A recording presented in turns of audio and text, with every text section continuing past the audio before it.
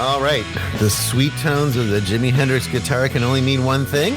We are back for another episode of the CXM Experience, which we're actually going to start calling the Unified CXM Experience.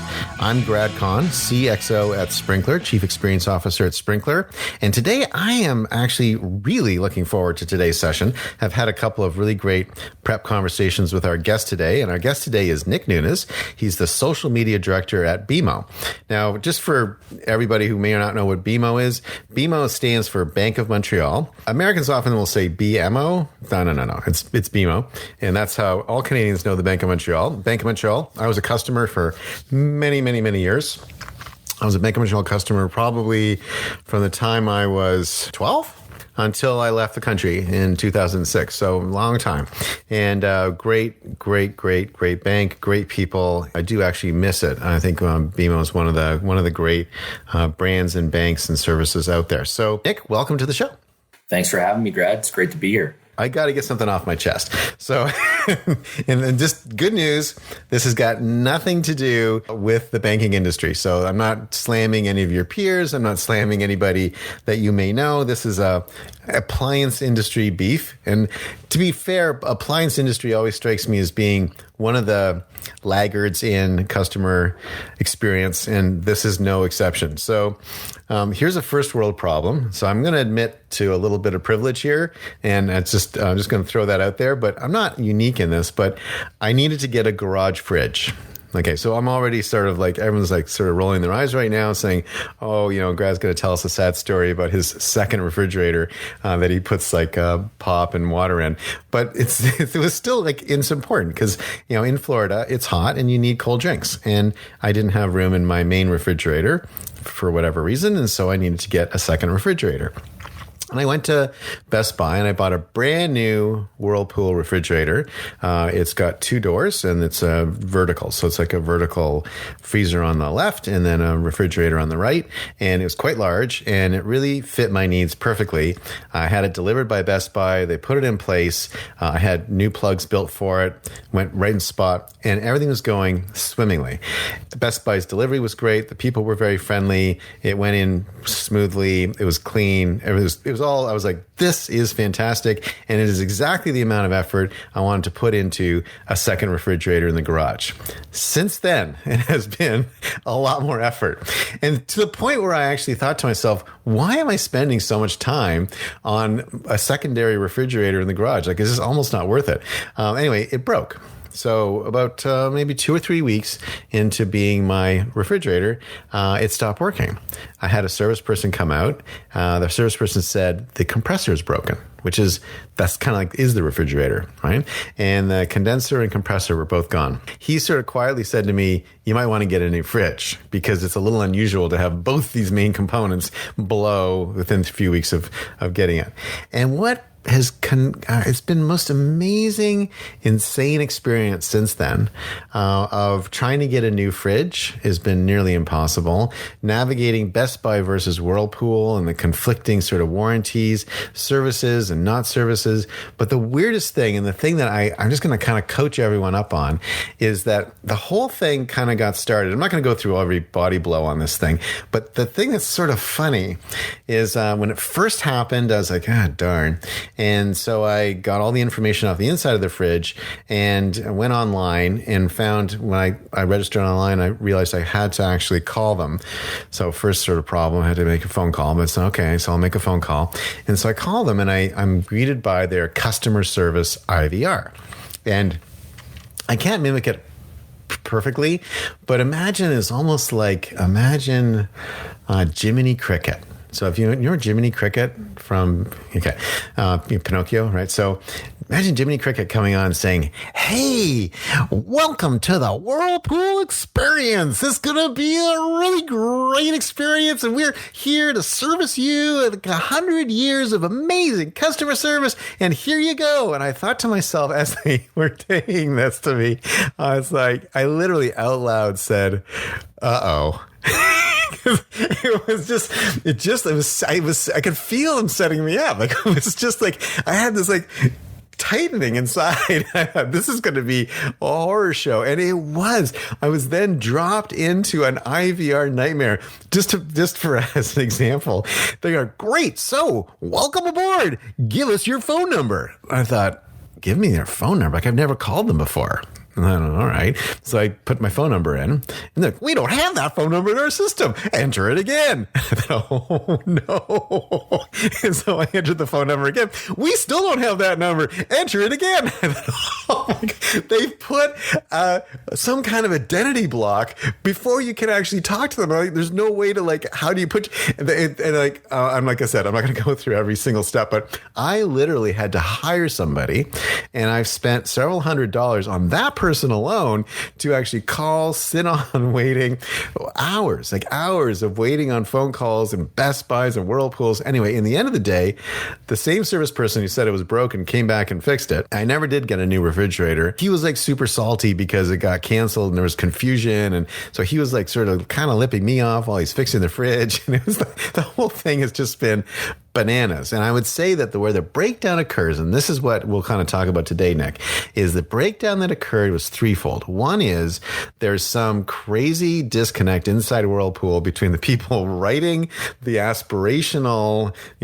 hey, welcome to the Whirlpool experience kind of stuff, and the people who are actually delivering the service. So that's kind of something wrong there. Number two, the Best Buy versus Whirlpool interaction is crazy because Whirlpool won't let Best Buy service the machine they just sold to me like 3 weeks before that was broken.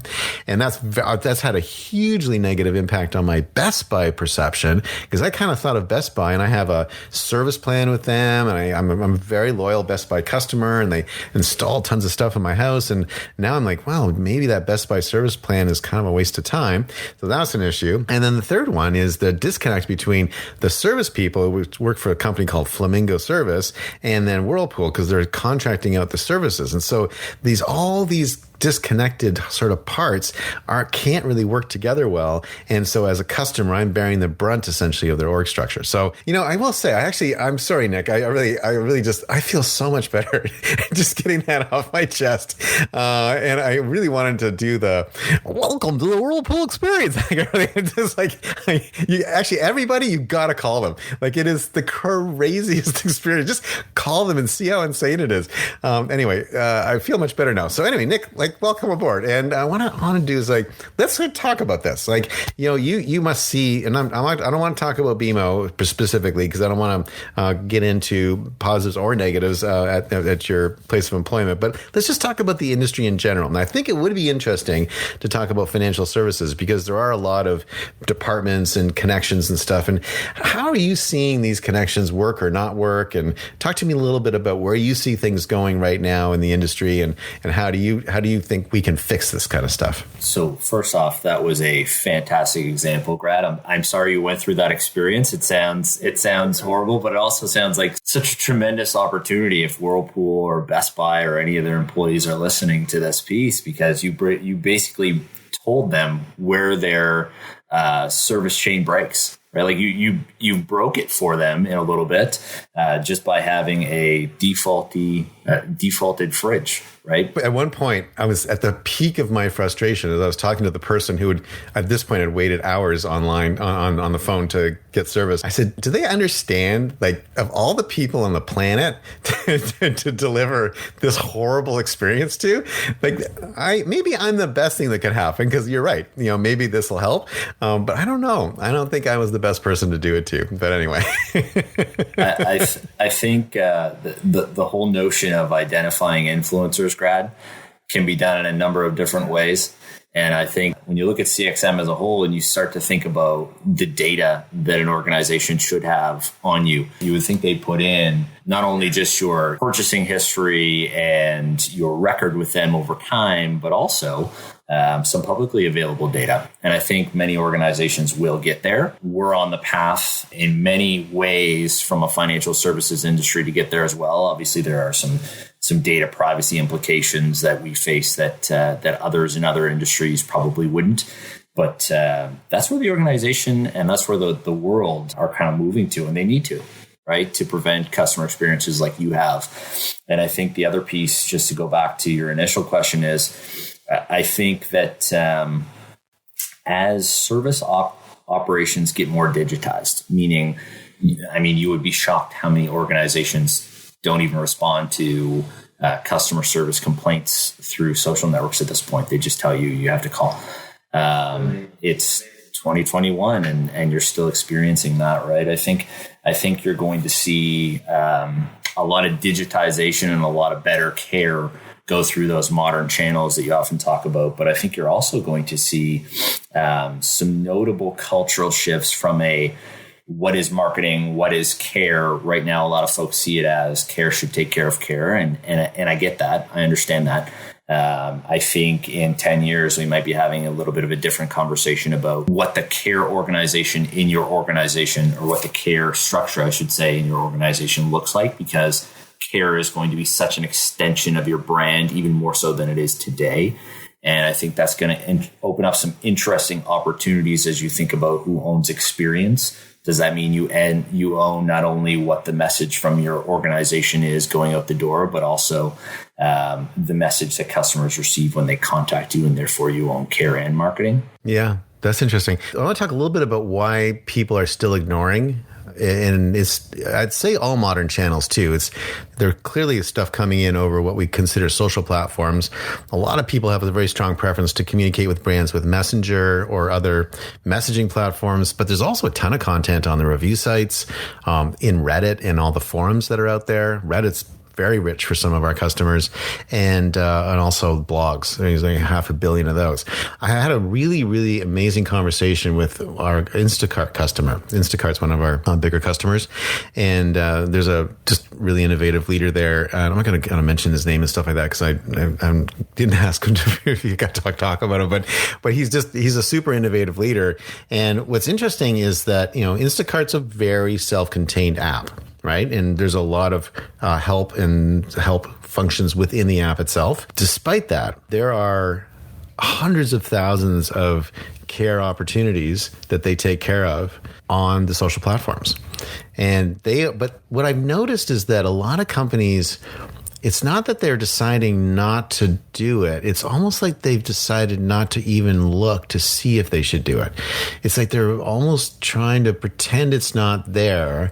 And by pretending it's not there, they don't have to worry about it. So they're essentially letting the phone ring without picking it up.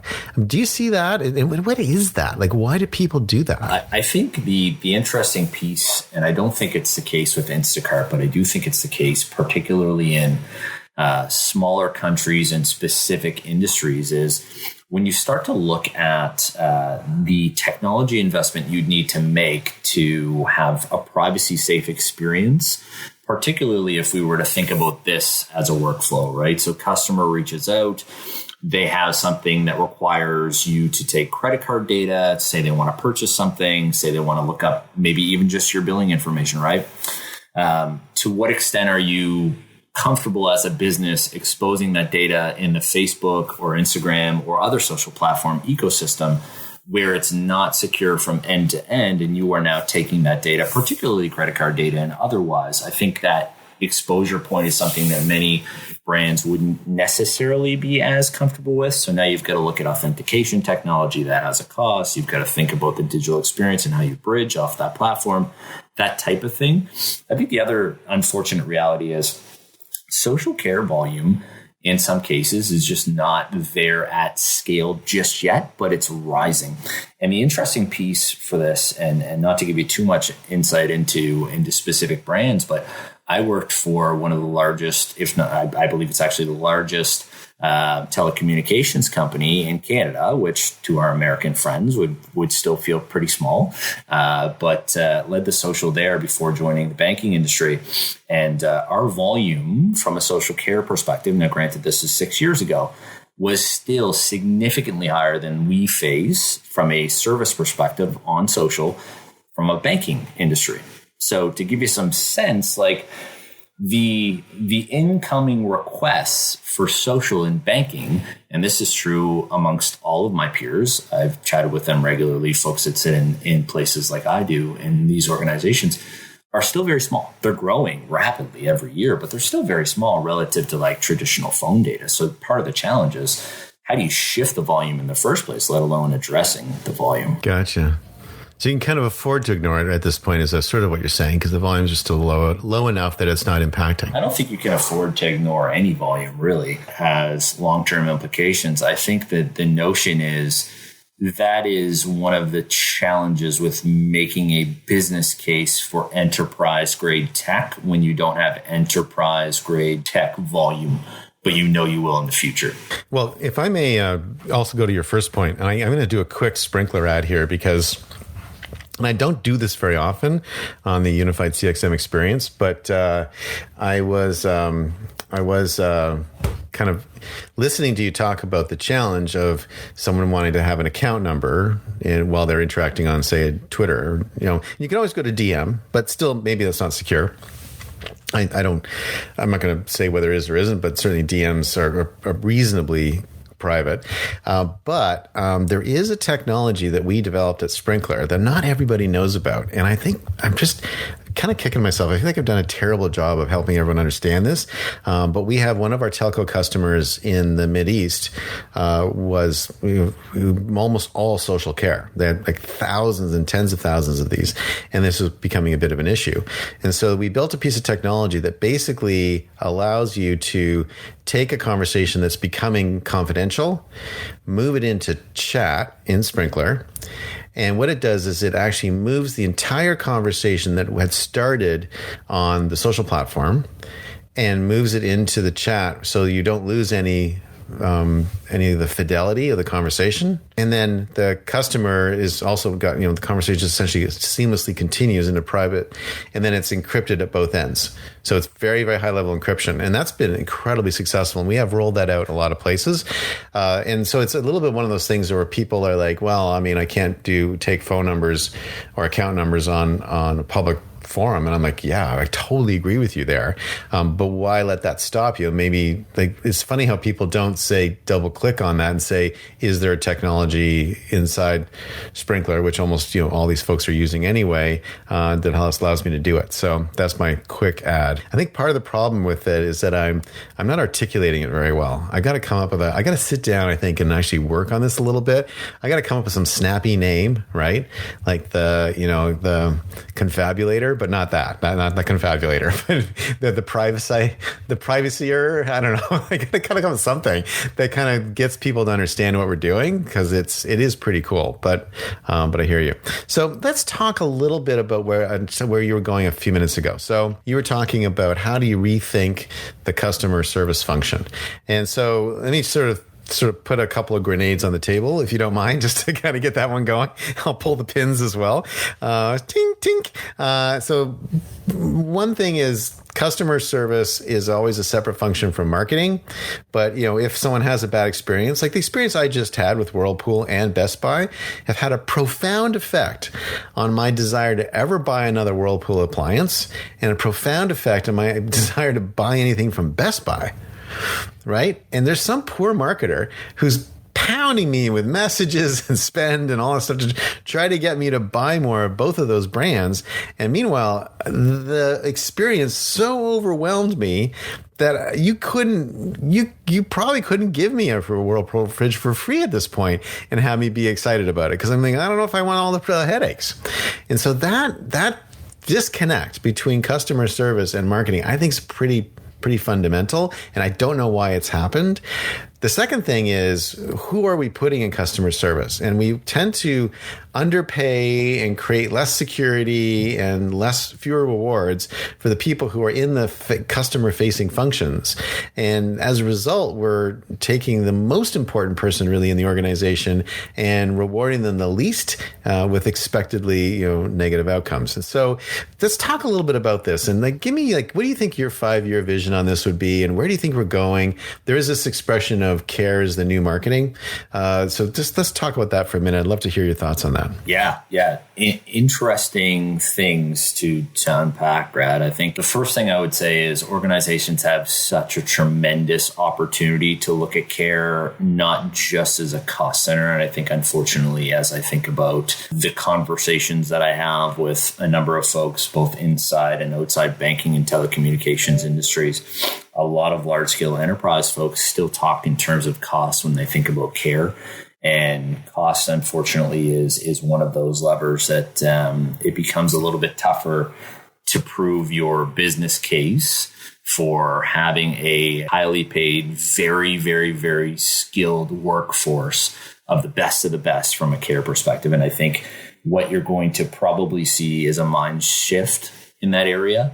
And it's probably going to move into, well, how do I turn my care organization into something that can begin to generate revenue for me as well. And therefore that could change a whole bunch of the things that you think of as downstream impacts, namely care, rep, compensation, for example, right? If you are going down the path of somebody turning not only saving a customer who might be disgruntled, but then selling them as well, that alone, they deserve quite a bit of compensation to do that. And I think there's such a tremendous opportunity as you think about things like, integrating the data you have on the customer and suggesting next best product through AI based on the data that you have on a customer, and really starting to change the thought process on making a customer satisfied and then thinking about what's next for that customer once they are all in one singular place, whether that is one singular human that services them through phone or modern channels or whatever the case is, or whether there's that seamless handoff. All that to say, I think 5 years from now, we wouldn't be experiencing that sort of a challenge as much as we will today, because I think the industry is moving there. Who do you think, let's go outside financial services for a second.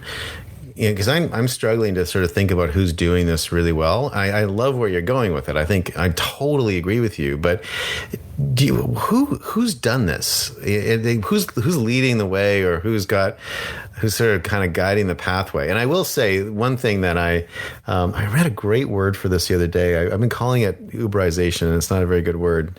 Someone else had a much better word for this. But basically what's happening right now is that anytime something happens in one industry, the customer expectation changes for all industries.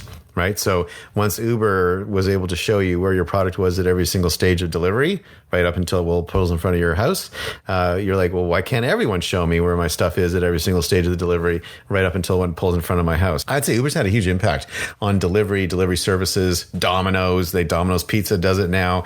I saw a truck the other day, Domino's pizza truck, carrying, I think, frozen stuff inside. It was like a fridge truck. And on the side of the truck, they had that sort of progress bar that Domino's has when you're ordering a pizza, and it showed what the truck represented in terms of the progress bar, which was like shipping to warehouse or something like that. It was hilarious. But so that sort of happens, and I think there's other things that when somebody starts to do customer service the way you're talking about it right now, I think the entire world is going to suddenly change. But, I have Zappos as sort of the one example. The weird thing about Zappos is they literally built a company based on customer service, right? They did exactly what you're talking about in terms of paying, rewarding, creating a great company culture. They basically, the CEO was on that floor all the time. They viewed that as their core competitive advantage. Everyone talks about it, right? And yet the Zappos story is old. Like, they wrote a book about it, I think 10 years ago. Like this, it's an old story, and it's for some reason not had the influence that Uber's had in other areas. And I'm puzzled by that. So let's jam on that for a sec. Yeah. So two interesting industries that I'll kind of pull up here. One is quick serve restaurants. So I've recently, I won't name the brand, but I recently had an awful, and I mean awful, experience at a restaurant.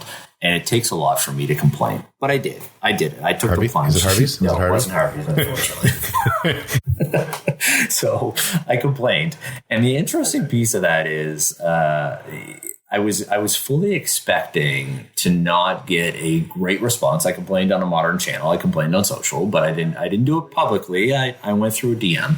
And I got a great response, a very empathetic response. And I also got a voucher to come in to not only replace my meal with a refund, which was interesting because usually they just say, oh, come back in and we'll give you the same thing again, right, for free. So they were going to give me a refund, and they also gave me a meal free, which was great. And then when I went into the experience, and here's where it's next level for me. When I went in, they knew at the restaurant. They knew at the restaurant that I had a bad experience and that I had, from a experience perspective, a poor one.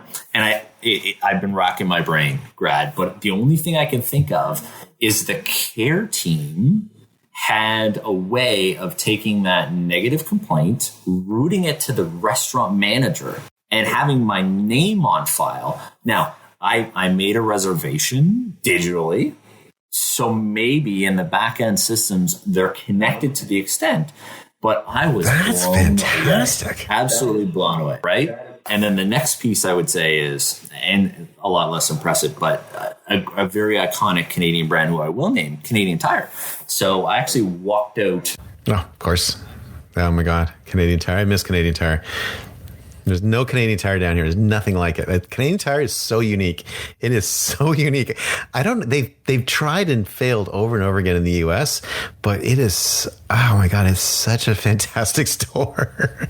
Okay, Canadian Tire, I'm all in. Okay. I won't take us off track other than to say there's also one up here in Canada called Princess Auto, which is it's like a more evolved, very different concept on Canadian Tire. But I digress. To go back to Canadian Tire, I went in there, and this is probably a year ago now. I went in there, and the cashier actually gave me a product that I didn't buy. So there must have been something there on the cash register, and for some reason I walked out with something I didn't buy. So when I went back to the store, it was out of stock, right? So I sent a note because I had a very dissatisfying experience within that actual in-person interaction, and they shipped me two. So that was kind of cool. Nick, I am loving this conversation. Maybe having a bit too much fun, actually, because we're going a little long. And so I'm gonna end today now, and we'll take a little break, and we'll pick this up tomorrow, and we'll be back and continuing the Unified CXM experience. So for the Unified CXM experience, I'm with Nick Nunes, the social media director at BMO, and I am Grad Khan, CXO or Chief Experience Officer at Sprinkler, and I'll see you tomorrow.